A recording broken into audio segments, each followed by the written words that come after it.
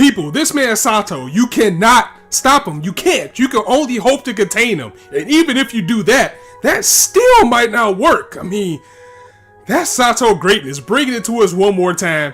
What's up, everyone? It's your boy Infrar-Ed. Welcome to the Scott Reports. Today I'm bringing you an anime review of Ajin, Season 2, Episode 13, aka Episode 26, Season 2 finale.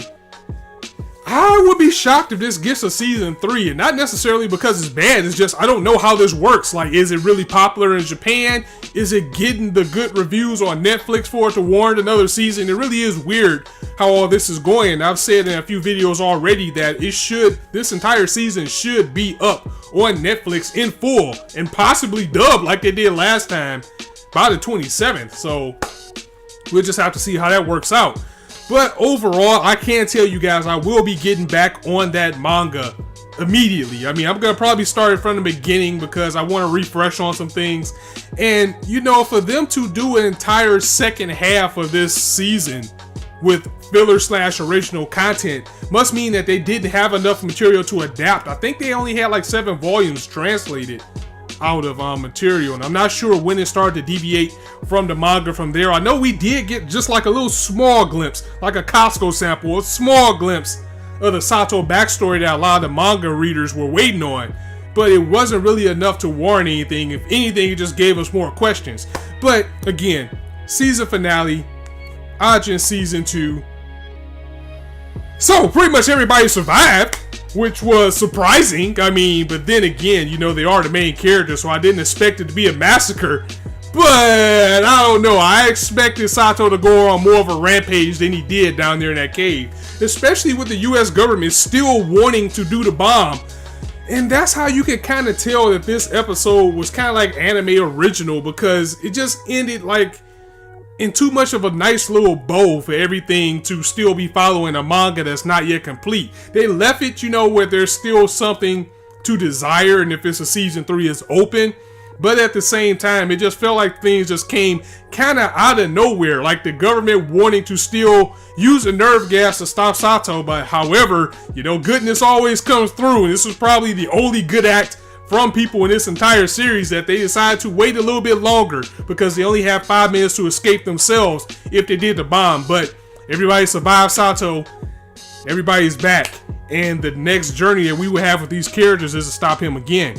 We did get some good moments in this episode though. Like, even though Sato was ultimately captured along with Tanaka, he loves it when a plan comes together. He made sure he said that one more time. He was able to blow the plane that had him and Tanaka in captivity, and they're going to make their escape and start that second playthrough. And while, you know, Kei and the rest of the people were in the tunnels now locked in with Sato as he's stalking them like prey, some of the US agents and the Japanese agents were actually there trying to help. Everybody pretty much got completely wrecked, but this one dude, and I don't even remember who he was, I know he was one of the leaders of the people that Kei was working with. He tried to take Sato out by taking a grenade and holding Sato down and blowing himself up, but of course that didn't work because Sato just used his ghost to protect himself. But that was still a pretty ballsy move. Shimamura, she got wrecked. Tosaki was no help, even though we did see a little bit of goodness from Tosaki. I mean, it's rare, but we did see something. He was like, my leg is busted, I can't continue anymore,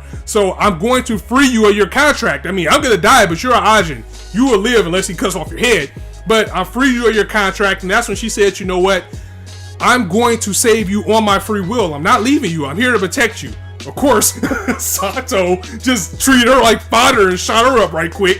Her Ajin, I mean, her black ghost got eliminated pretty quickly, and he was just about to cut off her head. He was like, welcome to your new life. But thankfully, Kei was there to save him, make the save, and then we got locked into a battle because Sato wrecked Kei too. I mean, he beat Kei so bad that he went back to his state where he couldn't call his ghost out anymore, and we were locked in a battle. It was like a little bit of an in-between battle because now you had Shimamura, I hope I'm saying her name right, and Nakano.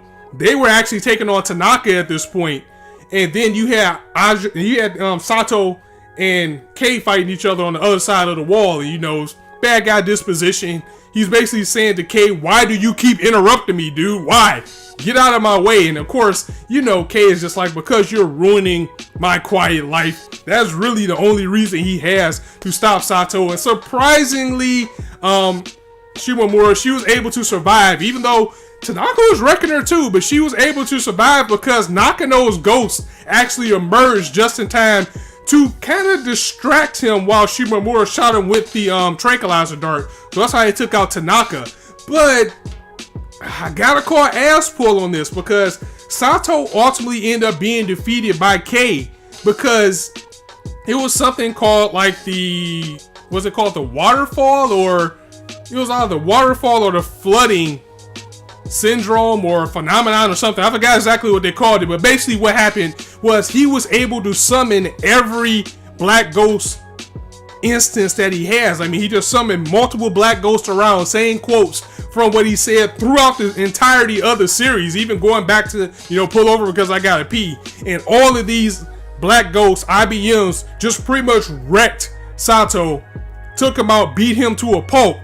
Actually, I took off his head at one point, but he was able to get it back. And just when that was about to happen, he got up again. K was scared shitless. He ended up getting shot down by helicopter fire. And then that's how Sato ended up getting kidnapped.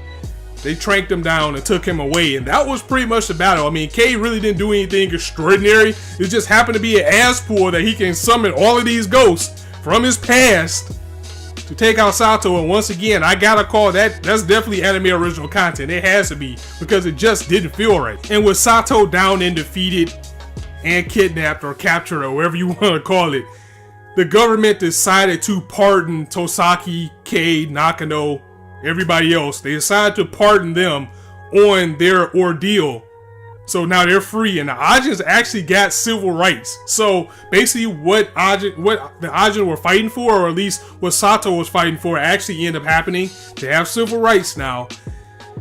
And also, what I'm kind of wondering about is, we've seen that glimpse of Sato's backstory. So I wonder if he was like a human and did he get turned to an Ajin? Like, was he one of the original Ajins that this happened to? Because they go all the way back to that scene from the very first episode when they were showing the origins of the Ajins, or like how this incident came to be. So has he had his head cut off before? I don't know. I mean, it's just so much out there, and that's the reason why I want to go back to the manga and read what's going on and know what's really going down with this series. So that was the episode in a nutshell, guys. Ajin Season 2 was very enjoyable, but I didn't enjoy it as much as Season 1. So as a final grade, I would give it a 7. And that's because mainly like the whole American arc wasn't really necessary. I mean, they could have progressed where they are right now in this series without having those, 2 or 3 episodes with the American troops. Also, again, even though they did wrap things up pretty nicely, they still left that dangling carrot out there for another season. But I don't know. I would have to see how it works. And again, I don't know how popular this is in Japan or how's it doing in Netflix or whatnot. So if we get a season 3, it's like I'll be surprised and happy that it would be, but I'm not really expecting it. But we'll just have to see what happened. I didn't expect a season 2 when we got it. So on that note, guys, let me know what you thought of Ajin in the comments below. Let me know what you thought of this episode. Let me know what you thought of this season. If you like this video, go ahead and drop it a like. And if you want to hear more, go ahead and hit that subscribe button, because there's not a shortage of content for you guys to indulge on this channel. And as I always say, you guys can be anywhere on YouTube right now, but you chose to listen to me. Really appreciate that, so thanks for stopping by. On that note, it's your boy Infrar-Ed signing out. See you soon.